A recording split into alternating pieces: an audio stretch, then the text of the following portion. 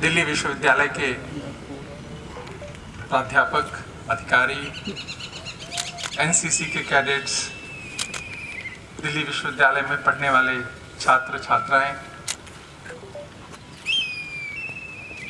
दिल्ली विश्वविद्यालय के अधिकारी, कर्मचारी, आप सभी का आज 73वें गणतंत्र दिवस पर मैं बहुत स्वागत करता हूं, अभिनंदन करता हूं।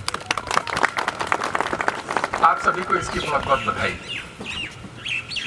आप सभी के लिए और हम सभी के लिए गौरव की बात है कि आज 73वां गणतंत्र दिवस हम मना रहे हैं और हम जितने भी यहाँ पर हैं, हम में से किसी ने भी गुलाम भारत देखा नहीं। हम में से किसी ने भी, सबका जन्म आज़ादी के बाद हुआ है। हमने गुलामी सुनी होगी, पढ़ी होगी, शायद डिबेट भी की होगी, लेकिन देखी नहीं, अनुभव नहीं की है। दूसरों की आंखों से उसको अनुभव किसी ने किया होगा। तो ये वो गौरवशाली पीढ़ी है जिसने गुलामी देखी नहीं है। आज 73वां गणतंत्र दिवस, भारत शक्तिशाली हुआ है, प्रभावशाली भी हुआ है, वैभवशाली हुआ है। तो इसका मतलब ये है कि सबने अपना अपना उसमें योगदान किया और भारत आगे बढ़ रहा है। इसके लिए आप सभी को बहुत बहुत बधाई, ढेर सारी शुभकामनाएं। हम सब जानते हैं कवि प्रदीप ने एक गीत लिखा था, उसको लता मंगेशकर ने गाया और उसके संगीतकार थे रामचंद्रन जी। और पहली बार जब ये गाया गया ये गीत 26 जनवरी 1963 में दिल्ली में ही गाया गया, नेशनल स्टेडियम में। और कार्यक्रम क्या था? कार्यक्रम था भारत चीन युद्ध में जो शहीद हुए थे उनको श्रद्धांजलि देने का, याद करने का कार्यक्रम था। और वो गीत था कि ऐ मेरे वतन के लोगों जरा आंख में भर लो पानी, ऐ मेरे वतन के लोगों जरा आंख में भर लो पानी, जो शहीद हुए हैं उनकी जरा याद करो कुर्बानी, जो शहीद हुए हैं उनकी जरा याद करो कुर्बानी। क्या लोग थे वो दीवाने, क्या लोग थे वो दीवाने, क्या लोग थे वो अभिमानी, तुम भूल ना जाओ उनको इसलिए कही ये कहानी, जो शहीद हुए हैं उनको जरा याद करो कुर्बानी, तुम भूल ना जाओ उनको। तो 26 जनवरी 15 अगस्त को हम सोचते हैं कि उनको याद कर लिया जाए, लेकिन ये 2 दिनों तक सीमित करना तो ठीक नहीं है। लेकिन लता मंगेशकर ने जब ये गाया, लेकिन प्रदीप ने जो ठीक लिखा कि तुम भूल ना जाओ उनको इसलिए कही ये कहानी, जो शहीद हुए हैं उनको जरा याद करो कुर्बानी।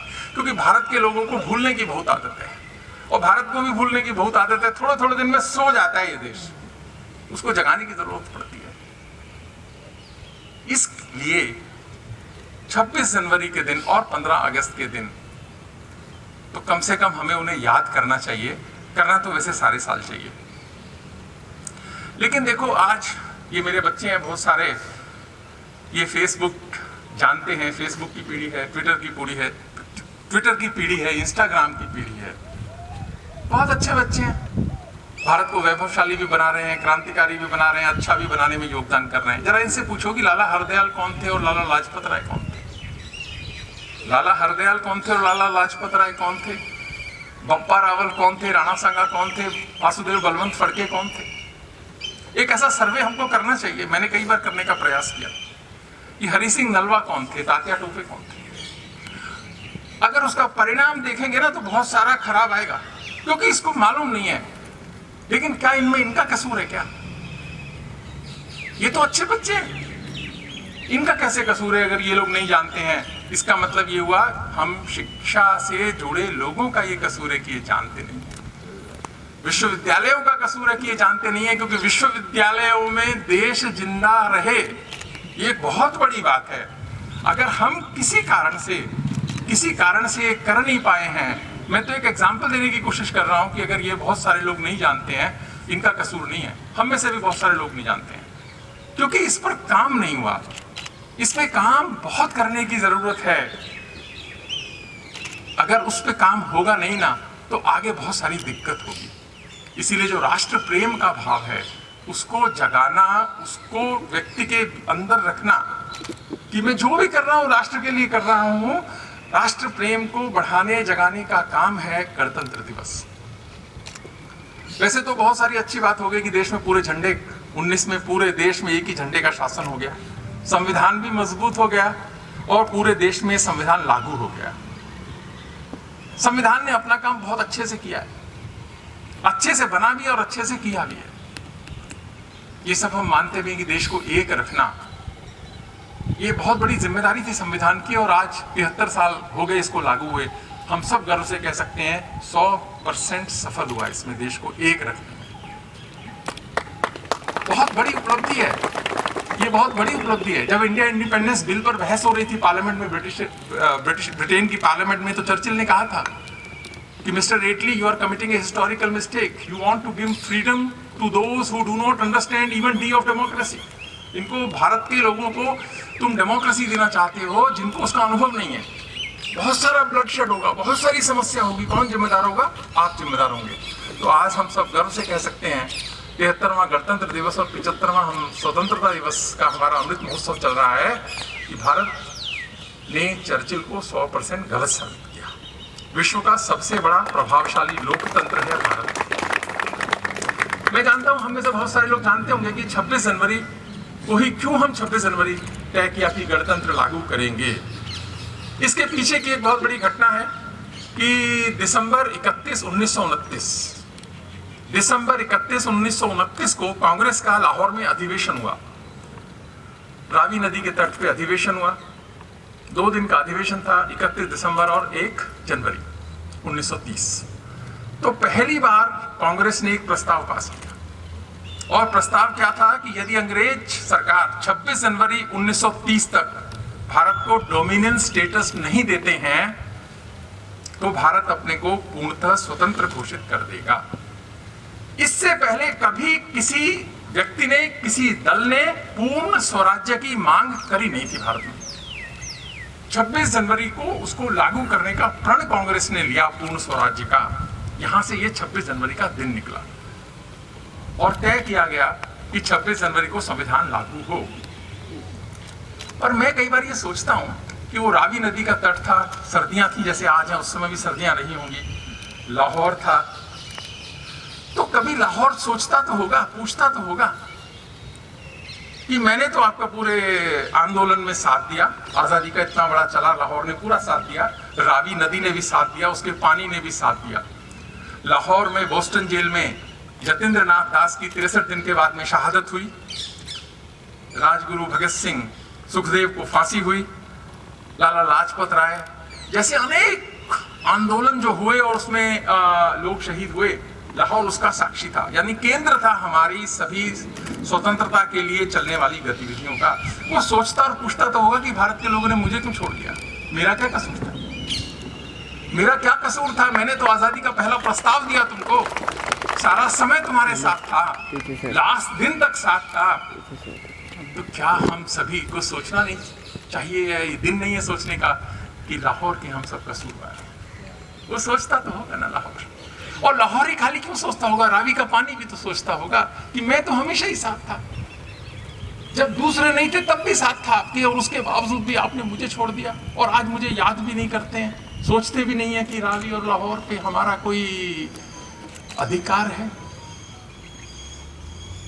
वो ऐसे न जाने कितने शहर होंगे जो किसी ना किसी कारण से हमसे छूटे, उनको भी याद करने का दिन है, क्योंकि उनका भी हमारे इस स्वतंत्रता में एक योगदान रहा, उनका उस जगह का।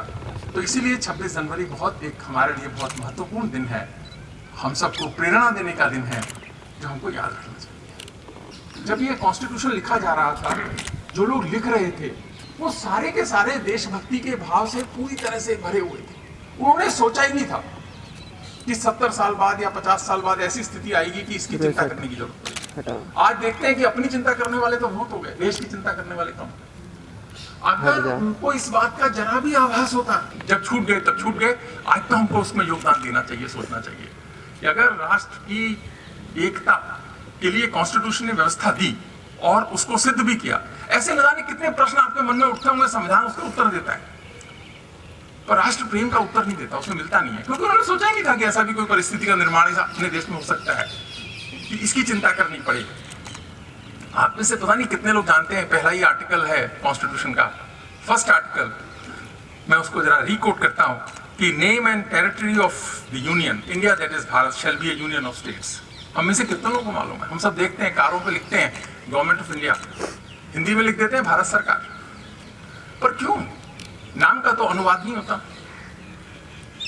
अमेरिका का नाम हर भाषा में अमेरिका ही होता है, पाकिस्तान का नाम हर भाषा में पाकिस्तान ही होता है, चीन का नाम हर भाषा में चीन ही होता है। हमारे यहाँ क्यों होता है कि हम लिख देते हैं कि भारत सरकार और गवर्नमेंट ऑफ इंडिया? आर्टिकल 1 इसकी शक्ति देता है हमको कि इंडिया दैट इज भारत। लेकिन इस पर बात करने की जो जरूरत है, उस पर हम कम से कम प्राध्यापकों को तो सोचना चाहिए। मेरे ख्याल से सबसे ज्यादा जिम्मेदारी तो हम सबकी बनती है। मुझे ध्यान है, मैं एमएस यूनिवर्सिटी बड़ौदा का वाइस चांसलर था, तो एक बार मुझे वहाँ के शिक्षा मंत्री ने बुलाया, उनका नाम भूपेंद्र सिंह चुनासमा, बहुत अच्छे शिक्षा मंत्री रहे गुजरात के। तो उन्होंने मुझे कहा कि मेरे मन में ना एक प्रश्न आजकल बहुत चल रहा है, 2012 की शायद बात है, चुनाव का समय था गुजरात का। तो उन्होंने कहा मेरे मन में एक प्रश्न चल रहा है कि अगर सरदार पटेल सफल ना होते तो ये देश कैसा होता? मैं कई दिन से इस पे परेशान हूं, तो एमएस यूनिवर्सिटी बड़ौदा एक पुरानी अच्छी यूनिवर्सिटी है, तो आपको ना इस विषय पर एक कॉन्फ्रेंस करनी चाहिए, सेमिनार करना चाहिए, समझना चाहिए कि सरदार यदि सफल न होते तो ये देश कैसा होता। कहते आज हालत ये है कि एक पार्टी किसी को टिकट न दे तो पार्टी बदल लेता है, थोड़ा सा किसी का नुकसान हो जाए तो वो फरार दूसरी जगह चला जाता है। कुछ हम जरा सा अपना नुकसान बर्दाश्त नहीं कर सकते, उसके लिए दूसरे का इतना बड़ा नुकसान कर देते हैं। ये सोच कैसे डेवलप होगी? सरदार ने पूरे देश को एक कर दिया, उन राजाओं से ले लिया जो किसी का नहीं था, उनके पुरखों से आ रही थी जमीन को, वो उसके स्वाभाविक रूप से उनके पास उसकी मिल्कियत थी, उनको भारत में मिलाना आसान काम तो नहीं था ना। उनका महल भी ले लेना, सामान भी ले लेना, सब कुछ ले लेना और उनकी सहमति से ले लेना, कितना बड़ा काम हुआ। लेकिन अगर ये सरदार सफल नहीं होते तो क्या होता? कहते मैं सोचता हूं तो मेरा ना मन घबरा जाता है कि उसके बच्चे उन सबके बच्चे, खाली सरदार नहीं, उन लोगों के भी जिन्होंने अपना योगदान दिया और उन लोगों ने भी जिन्होंने देश को यूनियन करने के लिए सब कुछ दिया, कैसे हो गया ये सब? आज ये हालत है। तो उनका ये आप इस पे कुछ सेमिनार करो। खैर हमने सेमिनार भी किया, वो तो ठीक है। विषय सिर्फ यहाँ इतना है कि अगर सरदार नहीं सफल होते तो मुझे एक और घटना याद आती है। वीपी मेनन साहब उस समय सेक्रेटरी ऑफ स्टेट थे, हम सब जानते हैं, भारत के पहले सेक्रेटरी ऑफ स्टेट थे और एडवाइजर थे ब्रिटिश गवर्नमेंट के। तो मेनन साहब ने 2 किताबें लिखी हैं।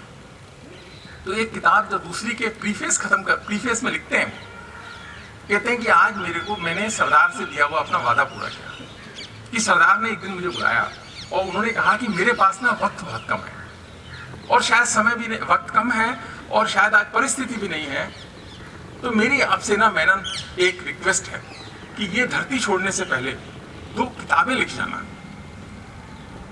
ताकि मेरे बच्चों को जो 30 साल बाद, 40 साल बाद, 50 साल बाद इस परिस्थिति को देखें कि ये यूनिफिकेशन आसान काम नहीं था, transfer of power from British India आसान काम नहीं था। कैसी परिस्थिति है, कैसी है, तुमने सब देखी है, क्योंकि हम सब जानते हैं कि सेक्रेटरी का बहुत बड़ा रोल होता है सारे उसमें, और उनका बहुत बड़ा रोल था वीपी मेनन का भी। तो उन्होंने कहा कि ये काम मैं तुमको सौंप के जा रहा हूँ कि धरती छोड़ मत देना ये काम करने से पहले, कि तुमने जैसा देखा है वैसा लिखते जाना। हो सकता है कि लेकिन अपनी कमेंट्री मत डालना इसके अंदर, जैसा देखा वैसा लिखते जाना। हो सकता है किताब थोड़ी बोरिंग हो जाए, हो सकता है कि उसमें से लोगों को कम मजा आए, पर वो फैक्ट्स के आधार पर लिखना। तो मैंने लिखते हैं कि पहली थी story of the integration of Indian states और दूसरी किताब जो थी the transfer of power in British India. तो उसके प्रीफेस में कहा कि आज मैंने सरदार से अपना वादा पूरा किया, 1956 की बात है। हर भारत के हर बच्चे को ये पढ़नी चाहिए किताब। मैं जब बच्चे कहता हूँ मैं टीचर साहब सब बच्चे ही तो हैं, भारत के तो बच्चे ही हैं सारे के सारे। हर एक को ये 2 किताबें जरूर पढ़नी चाहिए, क्योंकि जब हम एनालिसिस करते हैं और हम क्रिटिकल होते हैं चीज पे, उस परिवेश को, उस परिस्थिति को याद कर कर ही करना चाहिए कि कैसी थी। आज बहुत आसान है बहुत सारी विषयों पे कह देना कि ये तो ऐसा था, ऐसा करना हो जाता तो ऐसा हो जाता, ये हो जाता, हो भी सकता था, लेकिन वो परिस्थितियों से देखते हुए सही तरीके से निर्णय लेना, वो समझने के लिए ये किताब उन्होंने लिखी कि मेरे बच्चे सही तरीके से समझ पाए कि ये सब आसान नहीं था। वो 2 किताबें हमको जरूर पढ़नी चाहिए। आप में से सब लोग पढ़ेंगे, मैं ऐसा प्रॉमिस चाहता हूँ सबसे। पढ़िए, थोड़ा अच्छा लगेगा देख के कि उससे क्या होगा, हमारा सोच का तरीका बदलेगा। अननेसेसरी हम जो क्रिटिकल नेगेटिव हो जाते हैं उससे आप बाहर आओगे कि नहीं यार इतना आसानी से सब कुछ नहीं हुआ। ये आज हम आज़ाद भारत में हैं और भारत को गौरवशाली बनाने में अपना अपना योगदान कर रहे हैं। उसको आगे चलाना, उसको मजबूत रखना बहुत बड़ा काम है। एक जागृति पिक्चर थी, उसका गाना है ना, तूफानों से लाए हम कश्ती निकाल के, इस देश को रखना मेरे बच्चों संभाल के। तो ये हमारा सबका बहुत बड़ा योगदान है, क्योंकि संविधान ने तो देश को जोड़ा है, ताकतवर बनाया है। आज भारत शक्तिशाली है। आज $2.75 ट्रिलियन की इकोनॉमी है, कल को ये $6 ट्रिलियन का लक्ष्य है, पूरा होगा। हम सबकी आंखों के सामने नहीं, बहुत जल्दी पूरा होगा ये $6 ट्रिलियन का भी। नॉलेज सुपर पावर भारत बन सकता है, बनेगा, हम सबके सामने भी बनेगा। रिस्पॉन्सिबल है, सेंसिबल है भारत। हम जानते हैं कि ऐसा देश नहीं है जो किसी के आक्रमण कर दे या किसी का नुकसान कर दे। इसीलिए हमारे पास ताकत तो होनी चाहिए। लेकिन एक बात तो सोचो ना, अगर भारत, विकसित भारत हम सबके सामने बनना है, इसकी तो आपको किसी को सोचने की जरूरत नहीं, आप सब मानते भी होंगे, नहीं मानते तो मानने लगो कि बनेगा। पर बात तो इससे ज्यादा है, विकसित तो हम भारत पहले भी था। जिस देश ने जिस देश ने 28 से 30% का जीडीपी 1600 साल रखा, तो विकसित तो भारत पहले भी था। आज से 10 साल बाद, 5 साल बाद, 15 साल बाद ये विकसित फिर से हो जाएगा संसार में। लेकिन प्रश्न वहां से खड़े होते हैं कि जो इमारत जितनी ऊंची होती है उतनी खतरे में होती है। जो विकसित राष्ट्र 1600 साल उस समय के मापदंडों से रहा होगा और उसके बाद में 6-6 हजार लोगों से हारा। एकता और राष्ट्र प्रेम की जो कमी थी उस पर विश्वविद्यालयों में काम होना चाहिए, क्योंकि हम विकसित होने जा रहे हैं। अगर उसकी कमी रह गई तो वो स्थायी भी नहीं होगा और खतरा बढ़ जाएगा हमारे लिए। तो चैलेंजेस जो हमारी पीढ़ी फेस करेगी और आने वाले हमारे बच्चों की पीढ़ी फेस करेगी, उसमें राष्ट्र प्रेम और राष्ट्र एकता के भाव पे फोकस करना चाहिए, ये करना चाहिए। और ये ही जो है यूनिवर्सिटीज का सबसे बड़ा काम है। इसीलिए अगर हमारा हित देश के हित में नहीं है, हमारा हित देश के हित में नहीं है, तो हमारा हित कुछ गलत है।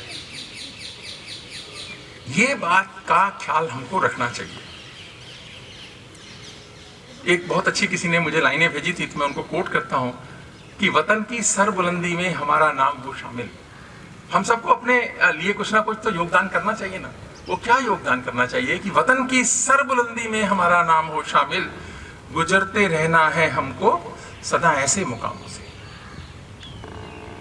एक वायदा हमें अपने आप से करना चाहिए, कम से कम 26 जनवरी को जरूर करना चाहिए कि हम अपनी पूरी जिंदगी में ऐसा कोई काम नहीं करेंगे जो इस देश के खिलाफ हो।